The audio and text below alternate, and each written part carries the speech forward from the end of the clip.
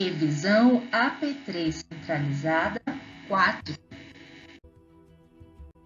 Acompanhe a revisão AP3 centralizada 4 no livro didático, páginas 99 a 103. Ecossistemas aquáticos. Fazem parte dos ecossistemas aquáticos aqueles formados por água marinha, que formam mares e oceanos, e aqueles de água doce, lagos, rios, lençóis freáticos. Os ecossistemas aquáticos dependem diretamente da luminosidade do Sol. Por isso, eles são divididos em duas zonas, a zona fótica ou eufótica e a zona afótica. Na zona fótica ou eufótica, existe penetração de luz solar. Essa zona vai até no máximo 200 metros de profundidade e depende da quantidade de nutrientes ou sedimentos que estão dissolvidos na água. Nessa zona, em função da presença de luz solar, existe a possibilidade de existir o processo fotossíntese. Fotossíntese é uma reação de síntese de matéria orgânica, comida.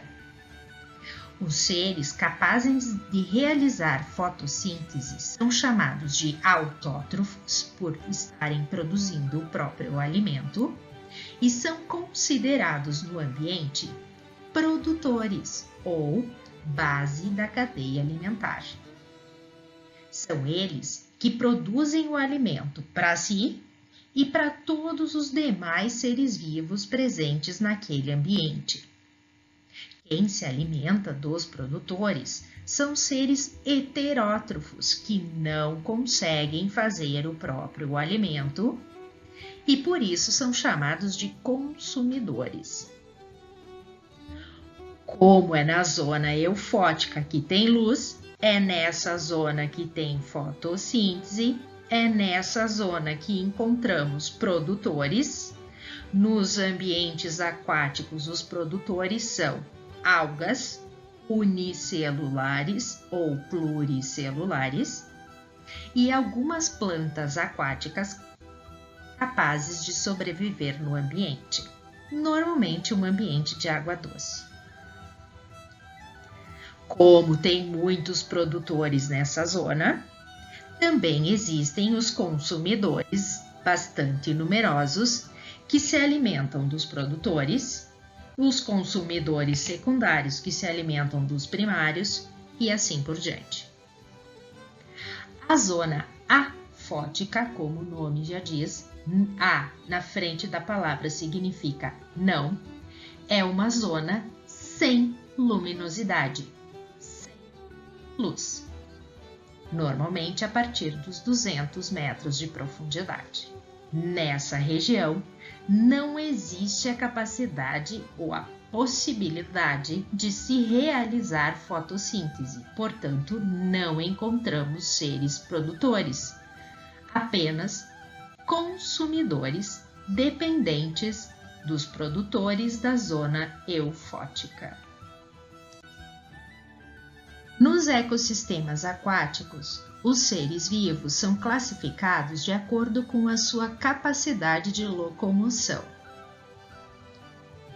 Aqueles que são desprovidos de estrutura de locomoção ou cuja capacidade locomotora é muito pequena, não tendo força para brigar contra a correnteza ou as ondas do mar, estes seres formam o plâncton.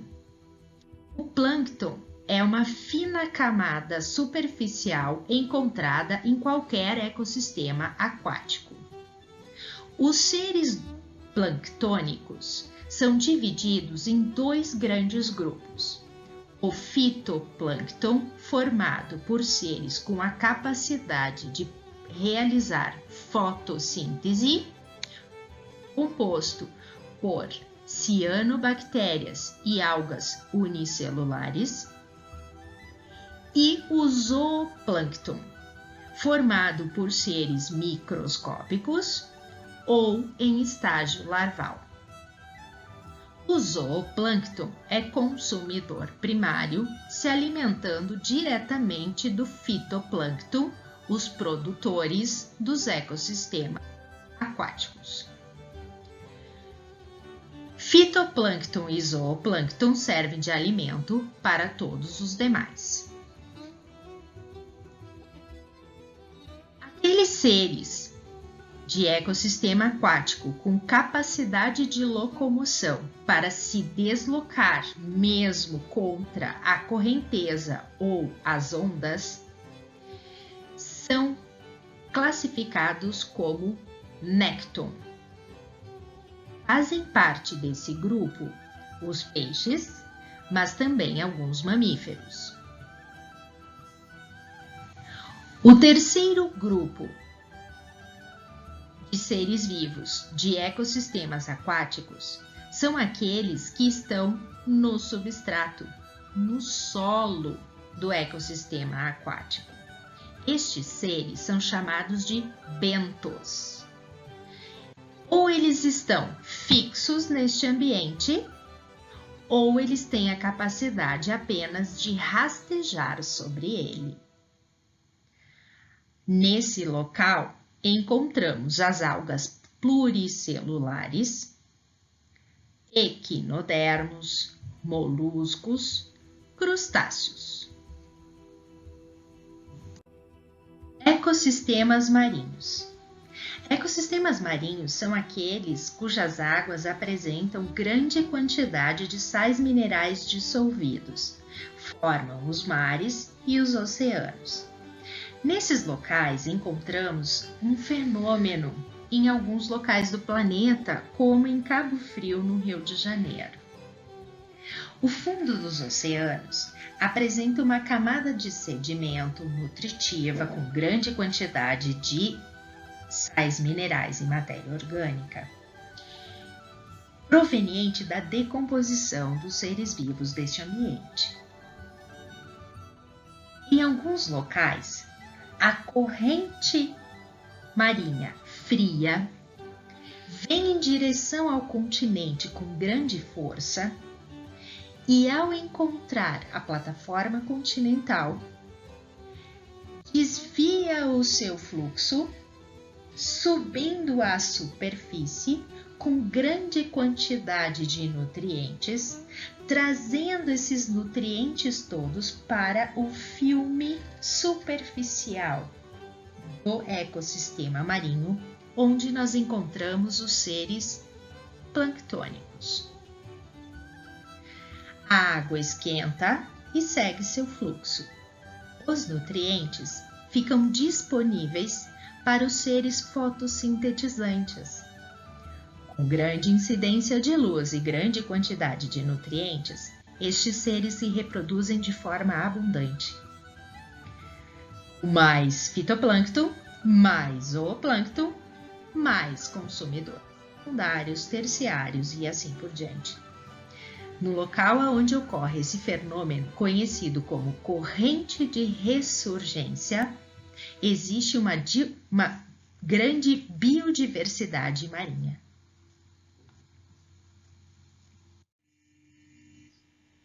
Nos ecossistemas marinhos, nós encontramos os recifes de corais, próximos à praia, mas dentro da água. Os recifes são construídos ao longo de milhares de anos por muitas gerações de pólipos. Pólipos são estruturas corporais fixas de animais classificados como quinidários. Ainda, os corais apresentam uma carapaça calcária protetora. Os filhos se desenvolvem sobre os pais, mantendo-se interligados. A grande barreira formada pelos recifes protege a costa da... Lá dentro da água, o recife representa a maior biodiversidade de ecossistemas marinhos. É neles que muitos seres encontram alimento, proteção, berçário para os seus filhos, habitat. Como todos os corais estão interligados, de mesma família, quando um morre, todos de mesma família morrem. É o famoso branqueamento dos corais. Essa morte dos corais está acontecendo pelo aumento da temperatura das águas do oceano e pelo aumento diminuição do pH. Ambos consequências da poluição humana. Somente em ecossistemas aquáticos marinhos encontraremos profundidade abaixo de 2.000 metros. Essa zona é chamada de zona abissal. Nela encontramos seres bem adaptados a alta pressão, baixa temperatura e salinidade, que apresentam uma característica predominante entre eles: pontos no corpo de iluminação que facilitam o encontro principalmente de parceiros sexuais na época da reprodução e alimento. Até a próxima!